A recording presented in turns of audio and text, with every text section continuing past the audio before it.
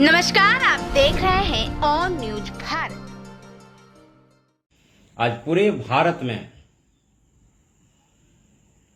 SC ST Kota में कोटा का जो वर्गीकरण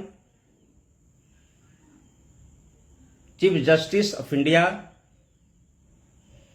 के 7 बेंचों ने जो आदेश दिया है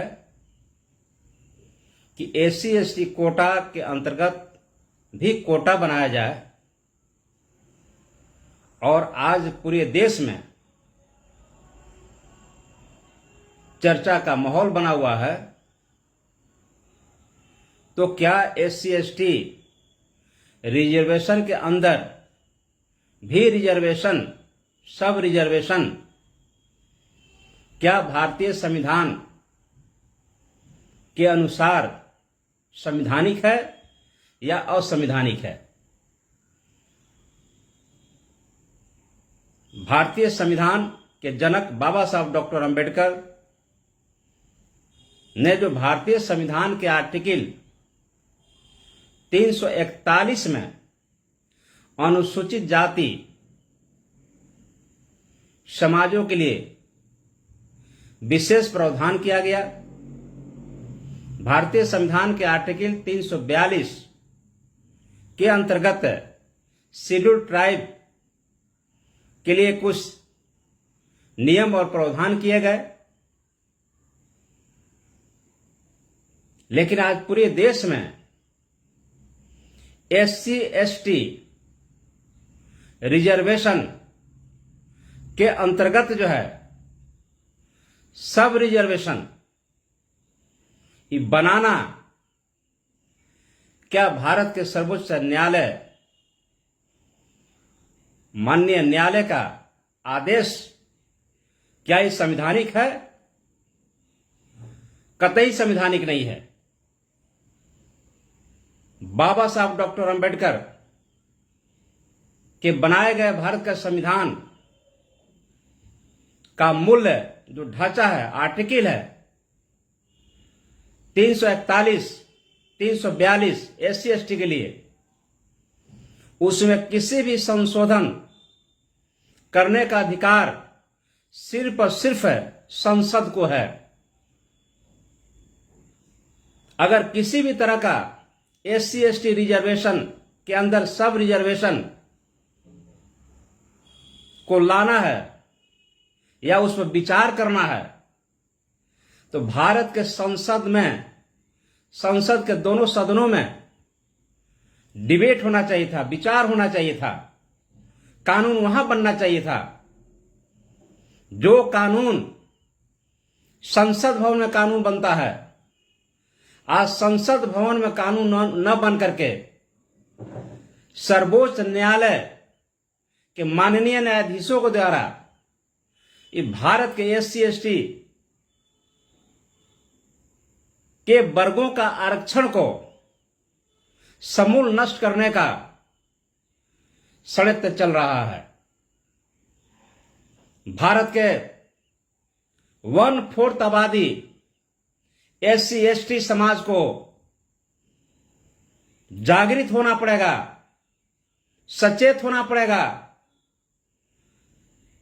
एससी एसटी समाज विरोधी मोदी सरकार से, एससी एसटी समाज के विरोधी जो कॉलेजियम सिस्टम के द्वारा सुप्रीम कोर्ट में जज बैठे हुए हैं, उनके खिलाफ भी हमें तटस्थ होना होगा। साथियों, हम बताना चाहते हैं, इसी तरह का 2018 में एससी एसटी एट्रोसिटी एक्ट को कमजोर करने का सुप्रीम कोर्ट ने जो प्रयास किया था, उसके खिलाफ पूरे भारतवर्ष में एससी एसटी समाज के लोगों ने 2 अप्रैल 2018 को जो पूरे भारत में प्रदर्शन हुआ, परिणाम स्वरूप मोदी सरकार को झुकना पड़ा और पार्लियामेंट से एक बिल पास करना पड़ा। एससी एसटी एट्रोसिटी एक्ट में 18A जोड़ा गया। आज समय आ गया है भारत के वीर सपूतों, एससी एसटी समाज के नौजवानों, बुजुर्गों, माताओं, बहनों, भाइयों, साथियों, आज 2 अप्रैल से भी बड़ा प्रदर्शन हमें देश में करना होगा। नहीं तो आने वाला दिनों में आपके बच्चे, आपका पीढ़िया उसी तरह से उसके अधिकारों को रौंद दिया जाएगा जिस तरह से आज से 5000 सालों पहले हमारे समाज के, हमारे पूर्वजों को इन मनवादियों ने हमें अछूत कह करके, अनटचेबल कह करके, जो हमें धन रखने अधिकार से वंचित किया, पढ़ने से अधिकार से पढ़ने के मजबूर किया, आज पुनः हमें उसी दिशा में ले जाने का एक प्रयास चल रही है। साथियों, भारतीय लोकतंत्र का 4 स्तंभ न्यायपालिका, कार्यपालिका, विधायिका और पत्रकारिता। न्यायपालिका का काम क्या है? जो संसद से, कैबिनेट से जो लॉ पास होगा, जो लॉ बनेगा, जो एक्ट बनेगा, उस एक्ट को सुप्रीम कोर्ट हो, हाई कोर्ट हो, सेशन कोर्ट हो, सिविल कोर्ट हो, उसको पालन करना है।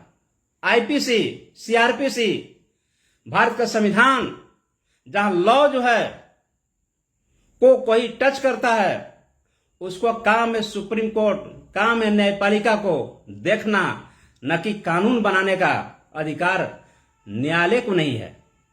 जब कानून बनाने का अधिकार न्यायालय को नहीं है, माननीय सुप्रीम कोर्ट को नहीं है, तो सुप्रीम कोर्ट के जज बैठ करके वो डिसाइड करेंगे कि एससी एसटी के रिजर्वेशन में सब रिजर्वेशन होगा, सब कैटेगरी होगा। शेड्यूल कास्ट के आदमी एक पीढ़ी में जो आईएएस बनेगा उसको बच्चों को नहीं मिलेगा, इंजीनियर, डॉक्टर, प्रोफेसर बनेगा नहीं मिलेगा। तो हम पूछना चाहते हैं, सबसे पहले देश आजाद हुआ 15 अगस्त 1947 को और 26 जनवरी 1950 को भारत का संविधान लागू हुआ।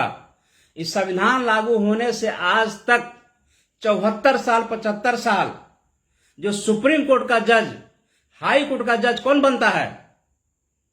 कौन बनता है? ये मनवादी लोग बनते हैं, जिसका बाप, जिसका दादा, परदादा सुप्रीम कोर्ट के जज थे, उसी का बेटा, पोता सुप्रीम कोर्ट, हाई कोर्ट का जज बन रहा है।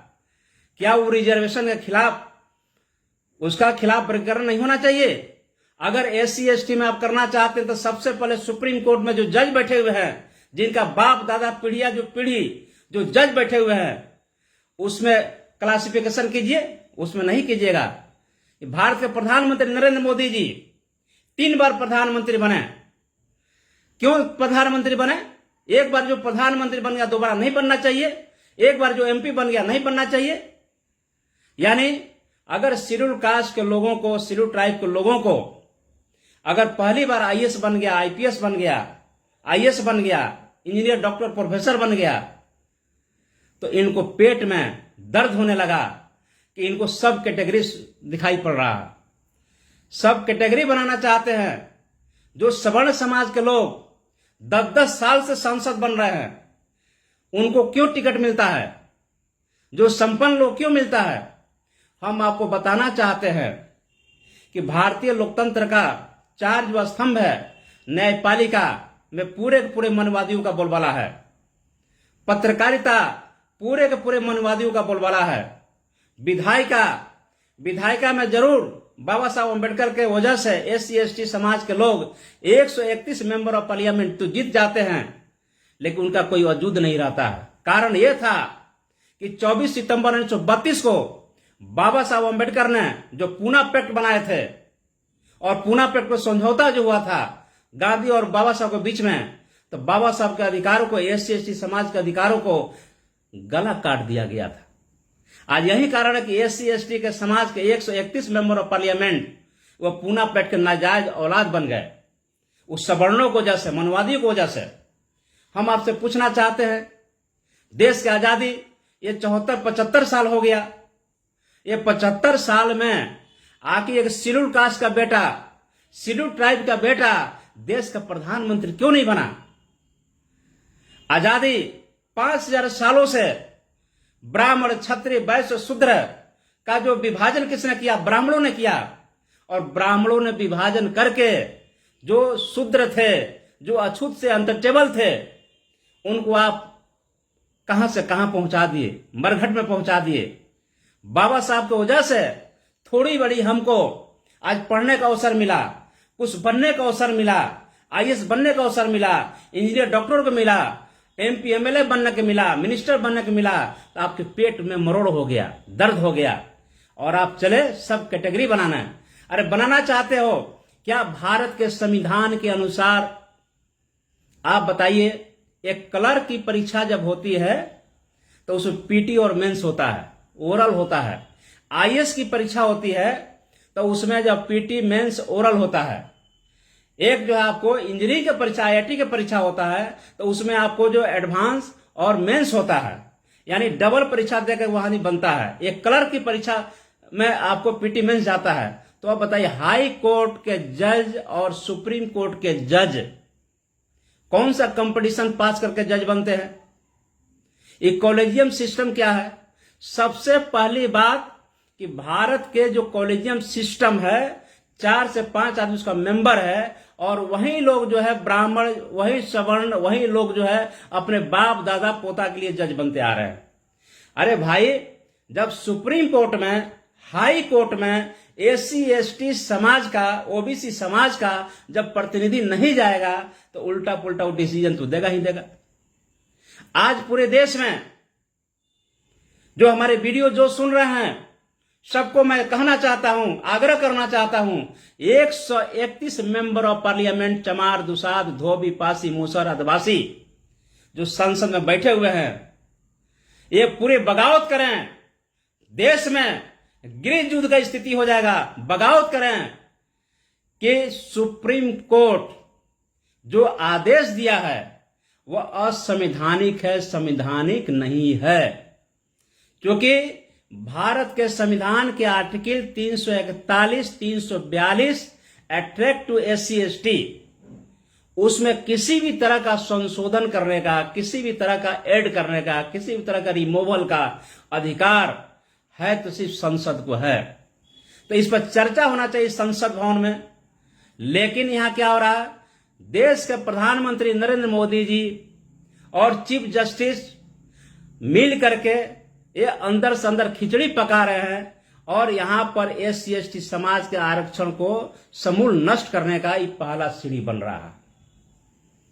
आप बताइए, आज मध्य प्रदेश में जाति के नाम पर मुंह पर मुता जाता है, जिंदा जला दिया जाता है, घोड़ी पर चढ़ने नहीं दिया जाता है।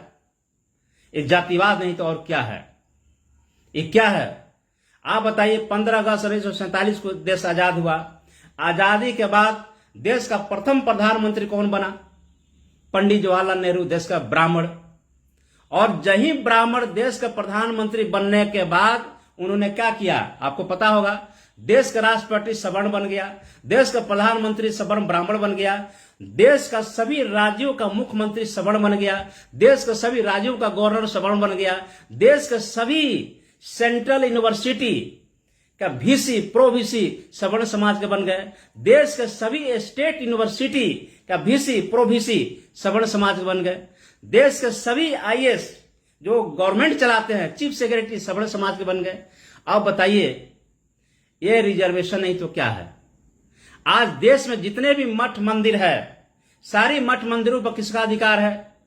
जब नए संसद भवन का उद्घाटन हुआ, नरेंद्र मोदी जी उद्घाटन किए, तो आप बताइए कि संसद भवन, नए संसद भवन जो बना, संसद भवन का में 2 सदन चलता है, एक चलता है राज्यसभा, एक चलता है लोकसभा। दोनों सदन का ज्वाइंट जो है जब कन्वेंशन होता है, सत्र चलता है, तो उसका हेड कौन होता है? राष्ट्रपति।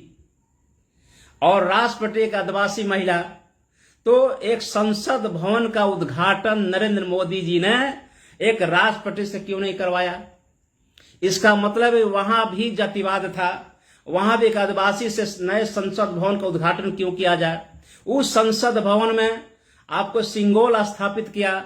सिंगोल जो होता है आपको राजतंत्र का प्रतीक होता है, राजतंत्र का प्रतीक होता है, जबकि आपको 26 जनवरी 1950 को भारत का संविधान जब लागू हुआ तो देश जो है लोकतांत्रिक देश बन गया, रिपब्लिक देश बन गया। रिपब्लिक में जो पुराने संसद भवन में बाबा साहब डॉक्टर अंबेडकर का तैलचित्र लगाया गया था, नए संसद भवन में बाबा साहब अंबेडकर का तैलचित्र के बगल में, तैलचित्र के बदले में आपको सिंगोला स्थापित किया। राजतंत्र, क्या ये राजतंत्र चल रहा है कि लोकतंत्र चल रहा है?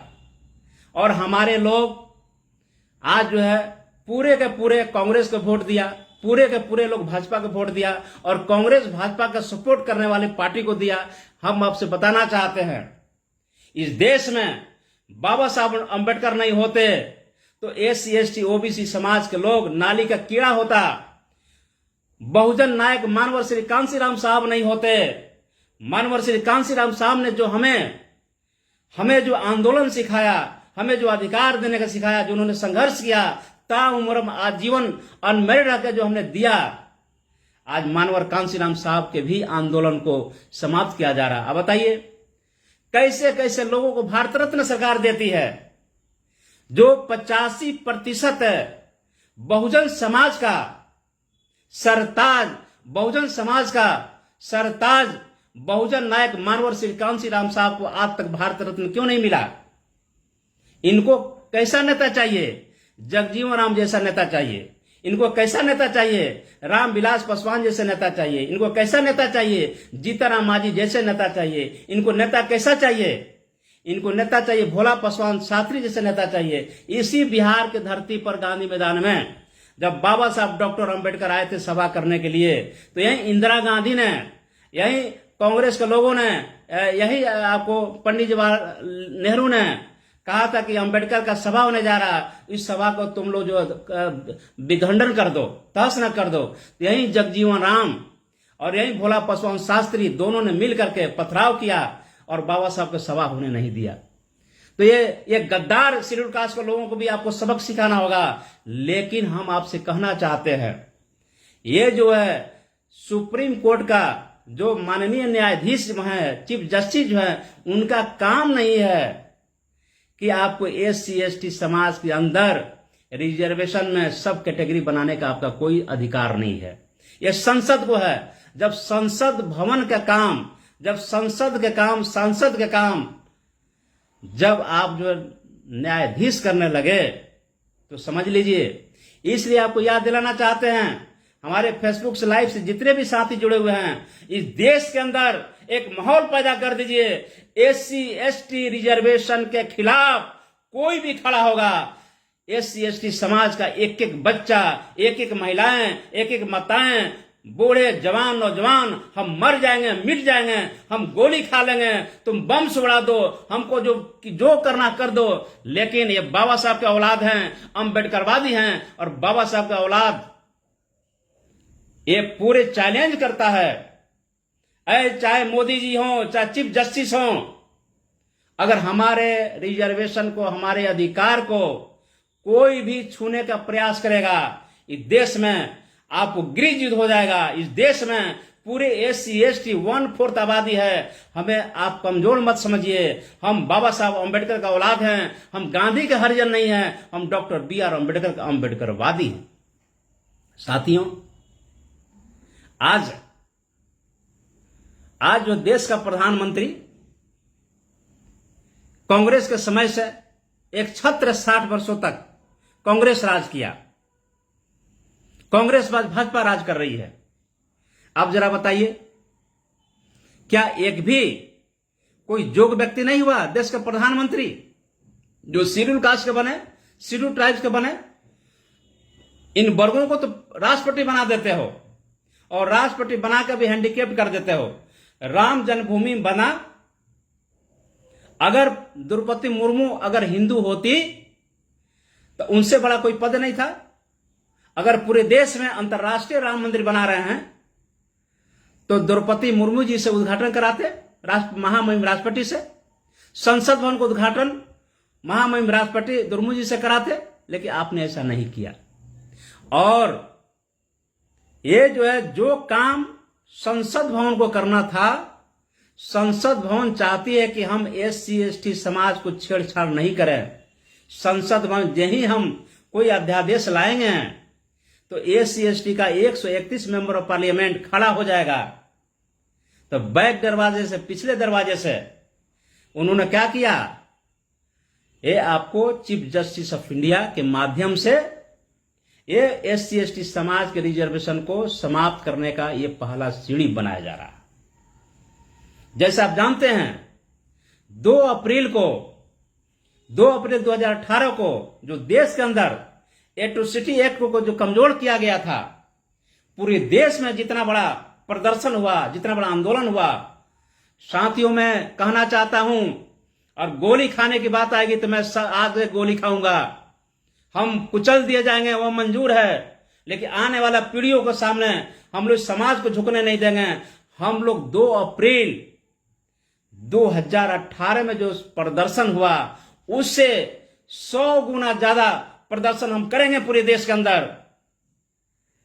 माननीय सुप्रीम कोर्ट के न्यायाधीश को अपने फैसला को वापस लेना होगा, नहीं तो आपको संसद भवन में डिबेट करके संसद भवन में कानून पास करना होगा कि अनुसूचित जाति जनजाति समाज के लिए जो आरक्षण का व्यवस्था है आर्टिकल 341 और 342 के अंतर्गत है, उसको 9वीं अनुसूची में डाला जाए। अभी बसपा सुप्रीमो बहन कुमारी मायावती जी का मैंने प्रेस कॉन्फ्रेंस सुन रहा था, बहन जी ने यही कहा कि अनुसूचित जाति जनजाति का जो रिजर्वेशन है, कोटा है, कोटा में कोटा असंवैधानिक है और इसको तुरंत जितना जल्दी हो सके ये इसको संसद भवन में एक कानून पास करके इसको 9वीं अनुसूची में डालने का प्रयास किया जाए। अब आपको कुछ बातें बताना चाहते हैं। जो अनुसूचित जाति जनजाति के अंतर्गत कुछ जातियां हैं, विभिन्न जातियां हैं, एक ही तरह की समस्या है। ये अनुसूचित जाति बना कैसे? आप जानते हैं कि सबसे पहले भारत में आक्रमण किसका हुआ? आर्यों का। आर्य ही इस जो है देश में जो आर्य कौन है? यही ब्राह्मण है, यही क्षत्रिय हैं, यही उच्च वैश्य हैं, यही लोग आर्य हैं। आर्य जब आए तो सबसे पहले आर्यों ने भारत को गुलाम बनाया। गुलाम बनाने के बाद उन्होंने यहाँ के लोगों को धन धरती से वंचित कर दिया। इन्होंने 4 वेद 18 पुराण गीता महाभारत का रचना करके गुलामी का प्रतीक बना दिया। पूर्व भारत गुलाम हो गया, तब इन्होंने इनके छुआछूत बनाया, 4 बड़ व्यवस्था बनाया, 6743 जातियां बनाया, ऊंच नीच की भावना बनाया। उसके बाद फिर आ गए डच, आ गए फ्रांसीस, आ गए मुगल, आ गए जितने विदेशी आक्रमणकारी आए और गुलाम बनाते चले गए। अंग्रेज जब आए तो अंग्रेजों के अंदर जो है एक समान शिक्षा की भावना थी, वो लेके आया। और अंग्रेजों का देन है कि अगर समान शिक्षा नहीं होता तो ज्योतिबा फूले नहीं पढ़ते, बाबा साहब अम्बेडकर नहीं पढ़ते, माता सावित्रीबाई नहीं पढ़ती, और छत्रपति साहू जी महाराज अपने राज्य में 50% रिजर्वेशन का प्रावधान किया। ये बाबा साहब अम्बेडकर आए तो संवैधानिक अधिकार दे दिए। तो बाबा साहब डॉक्टर अम्बेडकर के वजह से SC ST OBC समाज के लोग कुछ पढ़ लिख गए, अपने अपने नौकरी में आ गए, कुछ उनकी स्थिति सुधर गई। अब सबसे बड़ी बात है कि OBC समाज तो आज भी मनुवाद को अपने कंधे पर लेकर ढो रहा है, लेकिन शेड्यूल कास्ट शेड्यूल ट्राइब के लोग जो है ज्यादा आक्रामक हैं, ज्यादा अम्बेडकरवादी होते जा रहे हैं। और चिंता इनको OBC से नहीं है, इनको ज्यादा चिंता वो SC ST से है कि चूंकि SC ST समाज जो पूरा अम्बेडकरवादी होते जा रहा है। और उसमें भी जो आपका जो शेड्यूल कास्ट में जो है खासकर कुछ चमारों से, दुसादों से, धोबी पासी से, मुसहर से, जो उसमें कुछ आपको कुछ पढ़ लिख गए हैं, कुछ उनका चेतना आ गई है, इनको ज्यादा प्रॉब्लम है। और खासकर चमारों से तो पूरा प्रॉब्लम है कि पूरा का पूरा चमार जो है आपको अम्बेडकरवादी हो जा रहा। तो इनको चाहिए जय श्री राम करने वाला, जय भीम करने वाला नहीं चाहिए। इनको नकली जय भीम चाहिए, असली अम्बेडकरवादी नहीं चाहिए। असल में दिक्कत इनको यही है कि एक तरफ जय श्री राम है, एक तरफ जय भीम है। अब इनको लग गया कि जय श्री राम को ध्वस्त जो है कोई देश में करेगा तो जय भीम ही करेगा। इनको दिक्कत हो गया है। अब दिक्कत हो गया तो इनको अब दिमाग में आ गया कि कैसे इसको हम लोग इस आंदोलन को समाप्त किया जाए। और समाप्त करने का इन्होंने रूप लाया कि SC/ST में जो चमार दुसाध है, जो पढ़ लिख गया है, उसको कैसे साइड किया जाए। अब जरा बताइए, अगर ब्राह्मण का कोई नेता प्रधानमंत्री बनता है, ब्राह्मण का कोई नेता बनता है तो देश का नेता है, राजपूत का कोई नेता बनता है तो पूरा देश का नेता है, बनिया का कोई नेता बनता है तो देश का नेता है, कायस्थ का कोई नेता बनता है देश का नेता है। लेकिन चमार कोई नेता बनता है तो चमारों का नेता है, दुसाध कोई नेता बनता है तो दुसाध का नेता है, कोरी का नेता बनता है तो कोरी का नेता है, या धोबी का बनता है तो धोबी का नेता है। मतलब SC/ST OBC समाज के लोग अगर नेता बनते हैं तो जाति का नेता है, और राजपूत ब्राह्मण भूमियार कायस्थ ये लोग जो है नेता बनते हैं तो समाज का नेता। कैसी दुर्भावना है। दलित महिला के साथ बलात्कार होता है तो कहते हैं कि दलित महिला के साथ बलात्कार होता है। ये लोग नहीं कहता है कि एक महिला का बलात्कार हुआ, सो नहीं कहता है, ये कहता है कि दलित महिला का बलात्कार हुआ। सवर्ण समाज की होता है तो कहता है कि एक महिला के बलात्कार, सवर्ण समाज की महिलाओं के साथ बलात्कार होता है, एक तो होता नहीं है, अगर होता भी है तो कहता है कि आपको एक महिला का बलात्कार हुआ। अगर SC/ST दलित समाज के महिलाओं को बलात्कार होता, कहता है कि दलित के बलात्कार। मतलब कि चित भी उसकी, पट भी उसकी, यानी जितना भी अगर अपमानित करने का काम है तो सिर्फ शेड्यूल कास्ट शेड्यूल ट्राइब के साथ किया जा रहा है। और हमारे समाज के कुछ दलाल टाइप के लोग हैं, हमारे समाज का जितने दलाल हैं SC/ST में, ये बात को समझते नहीं है। अरे मैं कह रहा हूं, मानवर श्री कांसी राम साहब ने जो आंदोलन तुम्हें दिया था, जो ताकत दिया था, वो ताकत आज देखिए कि उत्तर प्रदेश के अखिलेश यादव जी संविधान लेकर चल रहे थे, संविधान बचा रहे थे, राहुल गांधी जी संविधान बचा रहे थे, ममता बनर्जी संविधान बचा रही है, केजरीवाल जी संविधान बचा रहे हैं, रामविलास पासवान का सुपुत्र संविधान बचा रहे हैं, जीतन राम मांझी संविधान बचा रहे हैं। अरे भाई सब लोग आप संविधान बचा रहे हैं तो नए संसद भवन में एक बाबा साहब अम्बेडकर के आपको तेल चित्र क्यों नहीं लगा रहे हैं? बाबा साहब नए संसद भवन में भारतीय संविधान के जनक डॉक्टर BR अम्बेडकर। इस देश न कुरान से चलता है, न देश बाइबिल से चलता है, न देश रामायण से चलता है, न देश गीता से चलता है। देश चलता है तो बाबा साहब डॉक्टर अम्बेडकर बनाए गए भारतीय संविधान से चलता है। अगर भारत के संविधान से देश चलता है तो संसद भवन में किसका आदमकद प्रतिमा होना चाहिए? डॉक्टर BR अम्बेडकर होना चाहिए। लेकिन नरेंद्र मोदी जी ने क्या दिया कि सिंगोल को स्थापित कर दिया। Sengol is the symbol of राजतंत्र और Ambedkar is the symbol of लोकतंत्र, रिपब्लिक। बाबा साहब अंबेडकर ने अगर भारत के संविधान दिए तो भारत के 5 समाज है। भारतीय समाज को 5 स्थान दिया गया, SC/ST OBC जनरल और माइनॉरिटी।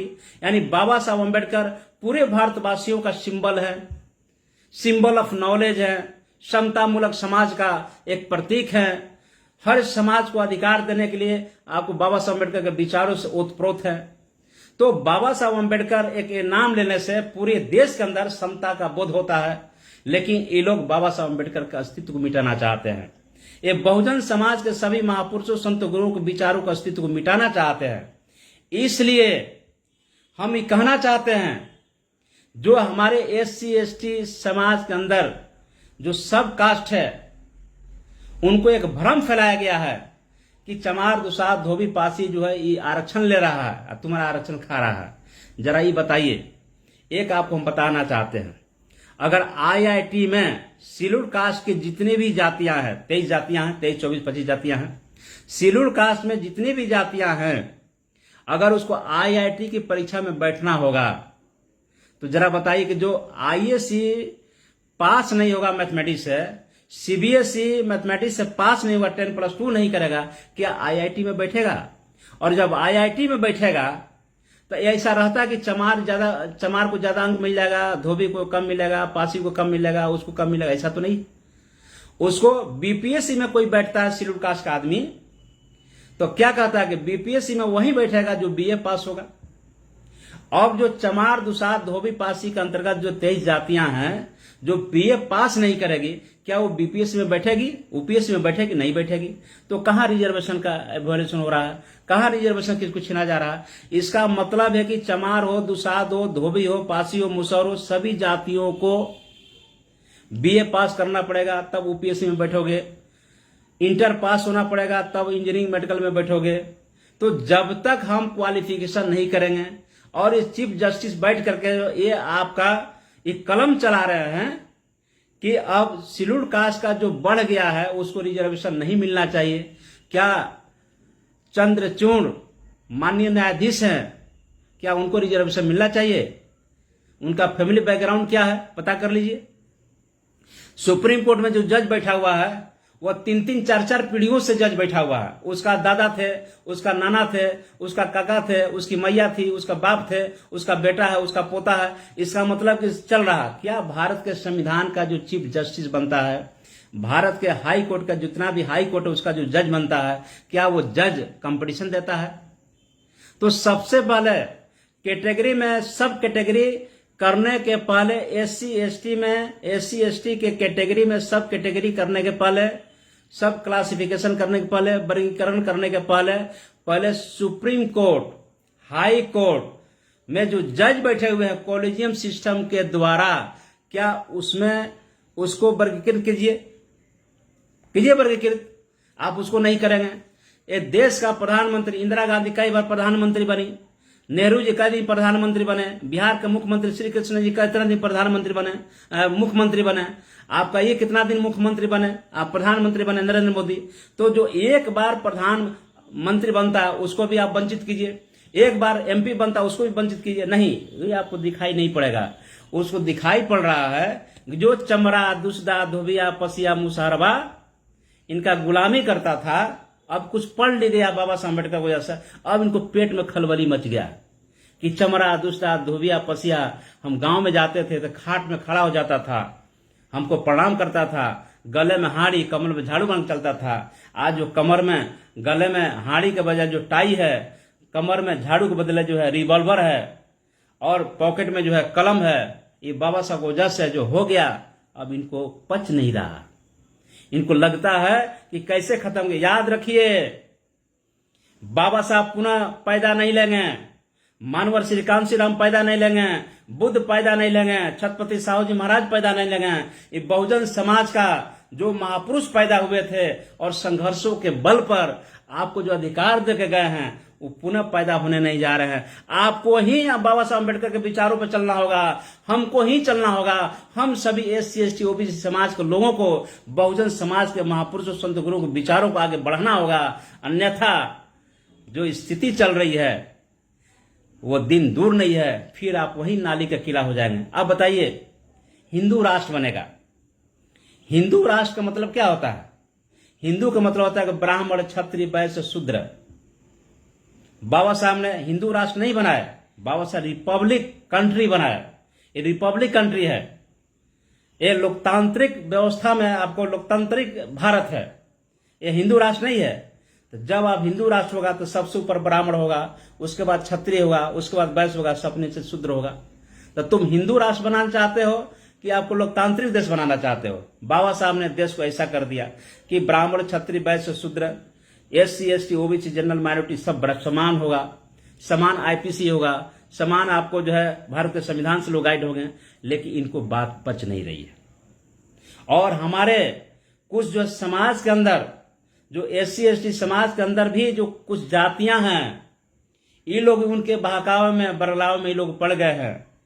इसलिए उनसे भी एससी एसटी समाज के जो सब कास्ट है उनसे भी मेरा आग्रह है कि यह समय है, अगर इस लड़ाई को आप जो है घर में बैठे रह गए तो आपका सब कुछ खत्म हो जाएगा।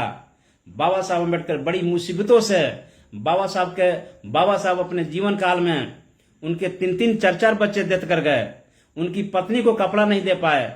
कितने जीवन संघर्षों के बल पर उन्होंने अपने जीवन को कुर्बान करके हमको जो अधिकार दिया है, और हम लोग को सामने भारत का संविधान के खंडित किया जा रहा है। इससे बड़ा क्या है? मोदी जी के आपने बयान देखा होगा चुनाव के समय में, देश के प्रधानमंत्री मोदी जी क्या बोले कि बाबा साहब के बनाए गए भारत के संविधान नरेंद्र मोदी क्या खुद बाबा साहब भी आ जाएंगे तो भारत के संविधान को नहीं बदल पाएंगे। ये मोदी जी के बयान था, मेरा नहीं है बयान। और आज मोदी जी चुप क्यों हैं? आज जो है SC ST समाज के जितने बीजेपी के दलाल, कांग्रेस के दलाल, समाजवादी पार्टी के दलाल, जितने भी मनवादी पार्टी और मनवादी पार्टी के साथ देने वाली SC ST समाज के लोग जो हैं, उनसे क्वेश्चन पूछें, क्या SC ST में सब कैटेगरी बनाने का अधिकार सुप्रीम कोर्ट को है?